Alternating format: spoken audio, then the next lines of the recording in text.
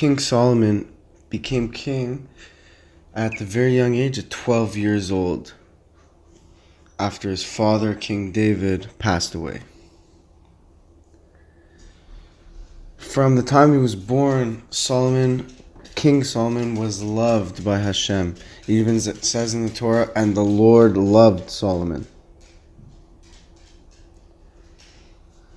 Just to understand the greatness of Solomon, the kingdom is usually passed to the oldest son. However, King Solomon nonetheless was chosen to be king, even though he was far from the oldest. He wasn't even the oldest from his specific mother.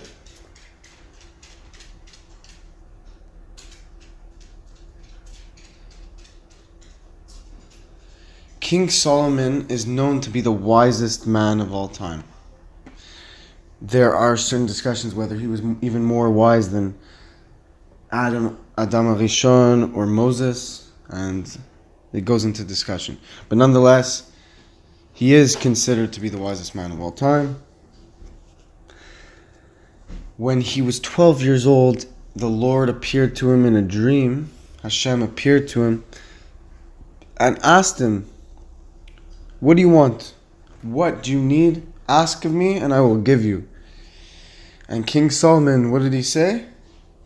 He asked that God gives him wisdom to be able to differentiate between good and evil and rule his people in a proper way, in the right way.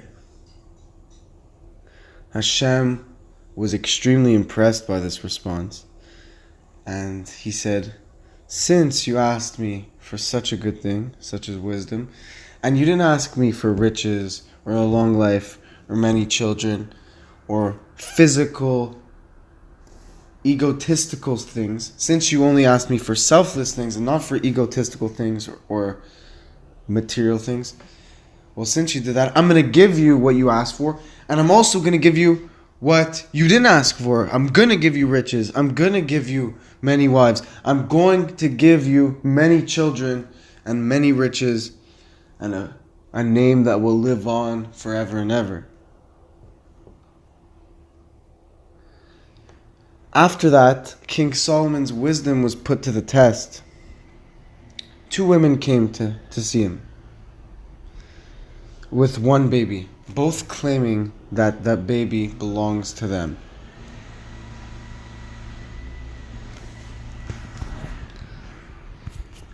Now, King Solomon used his incredible wisdom to be able to determine who the true mother was. He said that he proposed to the women that they cut the baby in half, and one woman takes this half, and the other woman takes the other half. One of the women agreed, and the other one dramatically opposed and said, "This baby is mine, but I'd rather her have my baby than see such a disturbing thing happen to my child." King Solomon said, "This one is the mother." After that, all the nation heard of the wisdom of King Solomon, and they were excited by it. They knew that they had an incredible new leader at their head. King Solomon used his wisdom for incredible things, and he was able to take the kingdom to even greater heights with peace. Building the Beit HaMikdash, they had an incredible peace in Israel. All the nation, not a single war happened in the time of King Solomon. All the other nations greatly respected the kingdom of Israel, and they praised it as well. You think nowadays there's nations that praise Israel? Well, imagine how much more so in the times of King Solomon. All the nations praised the kingdom of Israel, and they would bring them gifts, they would have alliances with them. It was truly a little taste of the Messianic redemption. King Solomon went on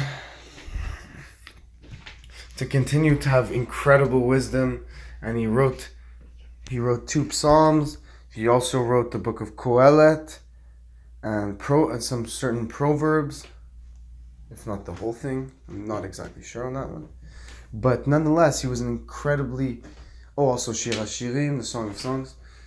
He was an incredible figure, an inspiring character, and truly a dear leader, a missed leader. He's truly missed by our people. He was an incredible leader. He's missed by us all. May his memory live on. May his soul have an elevation. And may we merit to see the messianic redemption, who will be a descendant of King Solomon and of course David HaMelech. So may you all have an amazing day. I thank you for watching, and God bless you.